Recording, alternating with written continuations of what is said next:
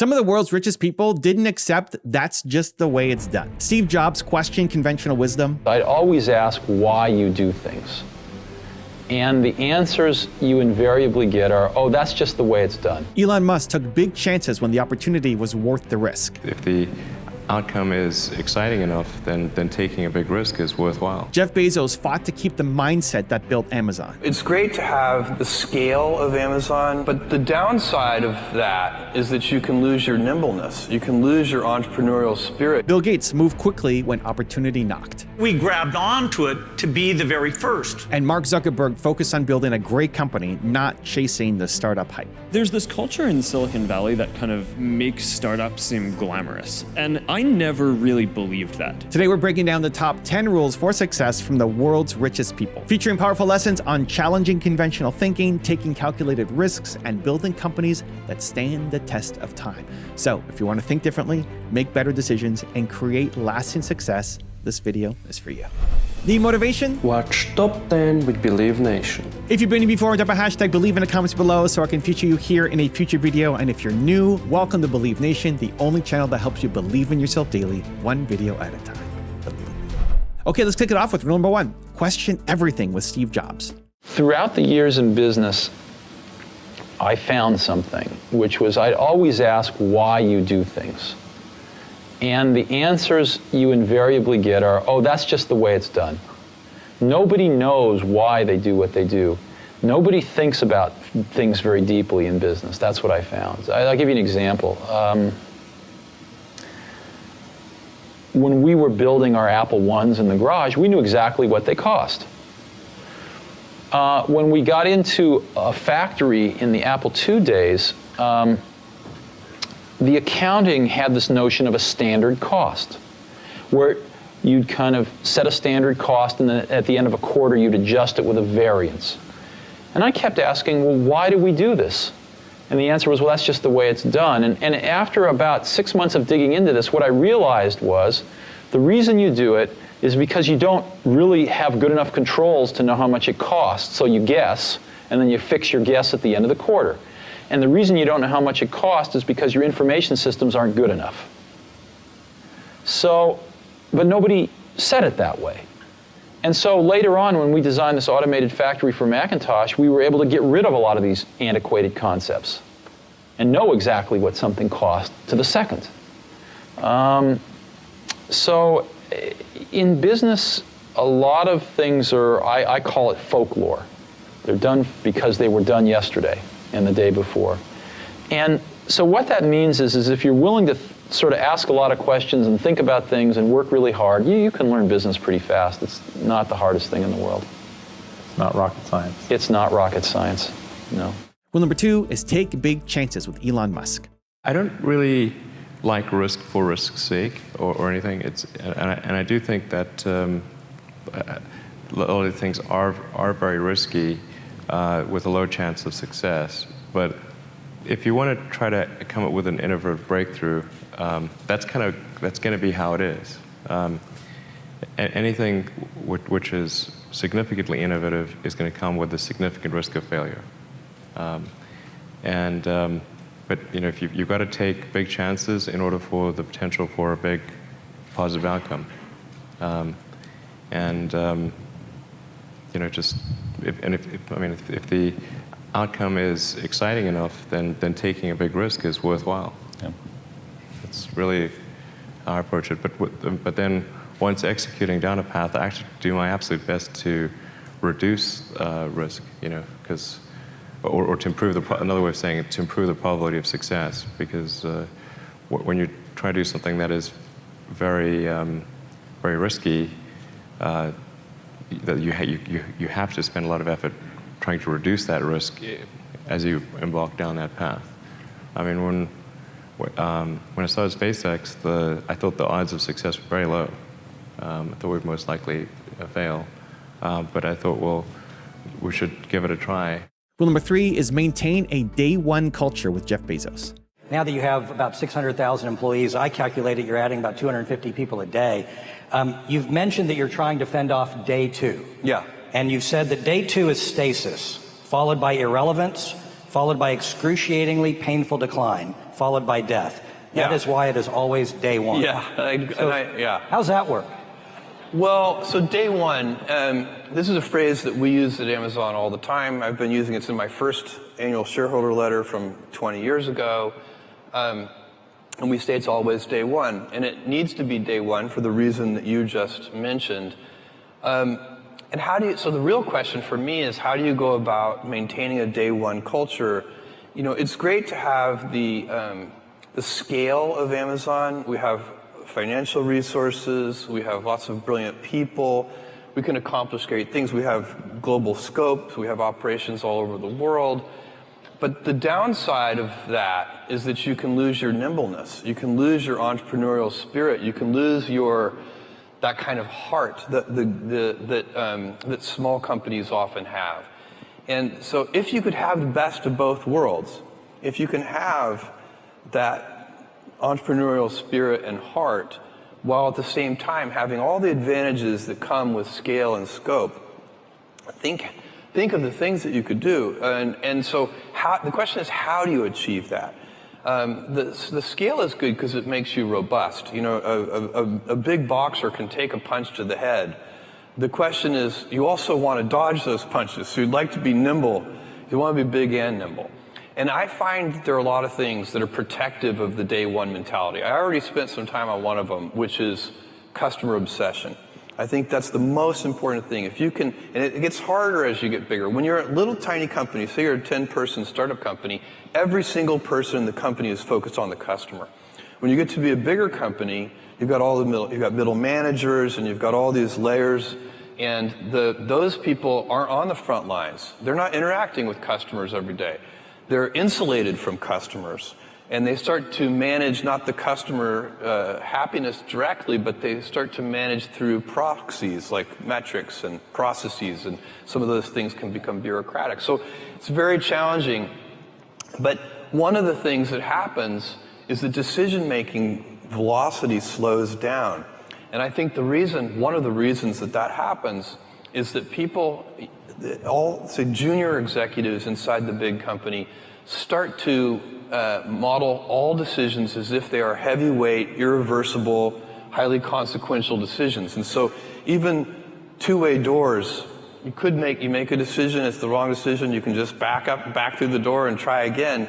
Even those reversible decisions start to be made with heavyweight processes. And so you can teach people that these pitfalls and traps, and then teach them to avoid those traps. And that's what we're trying to do at Amazon, so that we can maintain our inventiveness and our heart and our kind of small company spirit, even as we have the scale and scope of a larger company. Rule number 4 is trust your ideas with Bill Gates. The key thing was that Paul, Alan, and I had loved working on software since we were lucky enough to be exposed. Literally, I was 13 in 8th grade when this time-sharing terminal came in, and we just did it day and night, and got better. And we could see that the magic of software, combined with this miracle of the microprocessor, subject to Moore's law, exponential improvement, that was a magic combination. And we'd look around and say, hey, how come everybody's not saying this is amazing? I mean, we're going to dethrone IBM, and why doesn't Digital Equipment get it? Why is the guy who runs it, this is a company that's long gone, but dominated mini computers at the time, why isn't that guy up there saying it's wrong? We know it's right. And so the key event for us was, it was a very cold Boston winter, and a kit computer came out on this Popular Electronics magazine, and we said, oh, damn, this is happening without us. I mean, here we are doing nothing. And so we called the company up and said, hey, we're ready. And then we called them back. We actually did the work, and then we called them back and said, how do you make the stuff go in and out of the computer, the I/O? And they said, well, that's interesting. Nobody else has ever asked that. You must really be doing something. So that was, anyway, our very first customer. And so we grabbed onto it to be the very first. And we were the first to say there should be a software industry and come and do it. In a sense, it was one of the lower risk things I've ever done in my life, because I could have always gone back. Well, my dad didn't say, hey, if you go away for a few years, I'll stop paying for your education. They were nice and said, okay, go learn your lesson down there in the desert, and then you get back to the serious stuff, and we're still waiting. Also, if you want to take real action after this video, I made a free worksheet just for you. It covers the top lessons from today, gives you space to write your biggest takeaways, and helps you build a simple action plan. It's 100% free. Just click the link in the description below to go grab it. I'll see you there. Rule number 5 is study success with Mark Zuckerberg. There's this culture in Silicon Valley that kind of makes startups seem glamorous. And I never really believed that, right? I never had a goal of starting a startup. And my goal when I realized that I had a company was to get it to be a good company as quickly as possible, right? And kind of get out of what you'd call the risky startup phase, where you are just constantly about to die, and where you could get to a point where you can actually do some interesting things and make a lot more interesting bets. And so I don't know, I never read a lot of the literature on this. And I mean, maybe if I had, then I wouldn't have made so many mistakes. So I don't know if learning from me is the right way to go on this. But I mean, but it did. I think your model must have come from somewhere, though, even if it was unintentional, right? Were you influenced by Peter Thiel or Sean? Well, yes, I was influenced by all these people once I met them. I hadn't really heard of Peter Thiel before. I'm Sean talking about me. Yeah, right. But I mean, he was massively influential on my thinking, right? I mean, a lot of the early lessons that I took on how to think about strategy came from Peter and Sean. And I did pay a lot of attention when I was growing up to Microsoft. I grew up, using, Windows 3.1 and then Windows 95, and I just thought that those were the most unbelievable things. And in a sense, they are. Yeah, they really were awesome, right? Well, I don't know if you meant that positively, but I did. And I thought, building this ecosystem was really neat, and that kind of inspired me, right? In the way that they built a platform, I kind of thought, okay, well, maybe one day, the tools that I'm building can be part of a broader ecosystem as well. Rule number 6 is think long-term with Warren Buffett. If you buy a business, if you buy a farm, you go up and look, every couple of weeks to see how far the corn is up, and you worry too much about whether somebody says this is going to be a year of low prices because exports are being affected or anything like that. You buy a farm.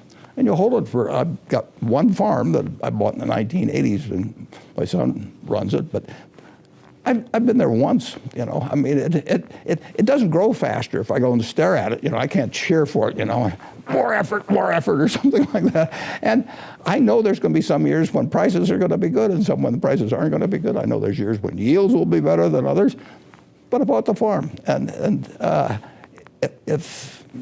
it just doesn't, I don't care about economic predictions on it or anything of the sort. I do care that over the years it's well tended to in terms of rotating crops, and I hope yields get better, which they generally have.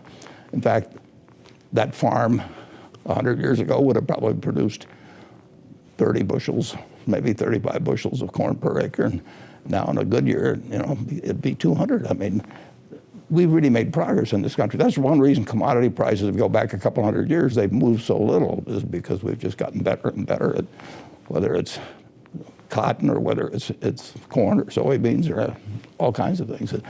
And you and I have benefited from that. And so Apple is kind of like a farm. Well, it's a long-term investment. And if you own the best auto dealership in town, the best brand, and you had somebody good running it, you wouldn't drop by every day and say, how many people have come in today, or, I think interest rates are going up a little, maybe it'll slow down our sales or anything.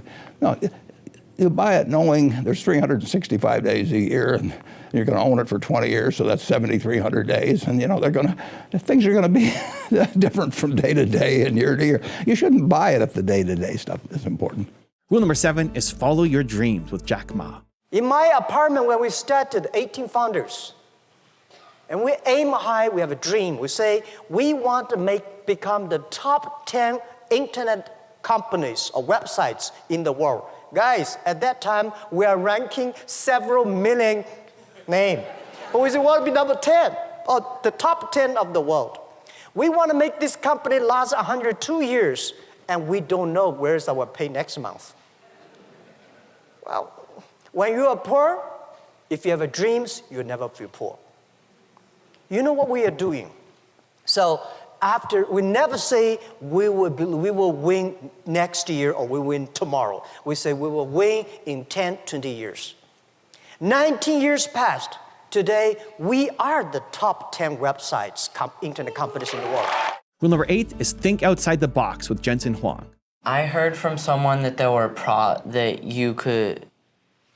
never a problem you couldn't fix. Do you think that's true, or was there a problem that you couldn't fix?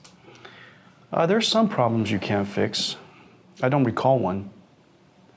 And the reason for that is because either you find a solution for it or you change the problem so that you can find a solution for it. And I think in a lot of ways, some people call that thinking out of the box.